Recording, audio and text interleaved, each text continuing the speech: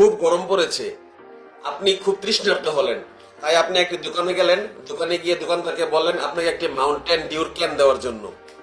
যখন আপনি ক্যানের ছিপি খুললেন তখন দেখলেন ক্যানের ভিতর মস্ত বড় একটা ইঁদুর।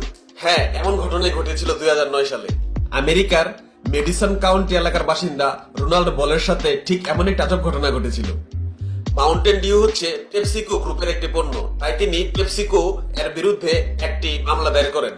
মামলায় পেপসিকো তাদের পক্ষ থেকে যুক্তি দেয় যে যদি সত্যি ইঁদুর থাকতো তাহলে মাউন্টেন ডিউ এর ভিতরে থাকা অ্যাসিডের প্রভাবে 30 দিনের মধ্যে ওই ইঁদুর গলে যেত। অন্যদিকে রোনাল্ডো বল মাউন্টেন ডিউ প্রস্তুতের 74 দিন পরে ছিপে খুলেছিল, তো তাদের যুক্তি অনুযায়ী সেখানে ইঁদুর পাওয়ার কোনো প্রশ্নই ওঠে না। পরবর্তীতে এই মামলার রায় জনসম্মুখে প্রকাশ করেনি আদালত। শোনা গিয়েছিল বাদী ও বিবাদীর সমঝোতায় সমাধান হয়েছিল এই সমস্যাটির, যেখানে কোম্পানি নিজে স্বীকার করেছিল তাদের মাউন্টেন ডিউতে দেওয়া অ্যাসিডের প্রভাবে 30 দিনে একটি ইঁদুরের হাড় মাংস সবকিছু গলে যায়। সেই মাউন্টেন ডিউ আমরা প্রতিদিন গিলছি।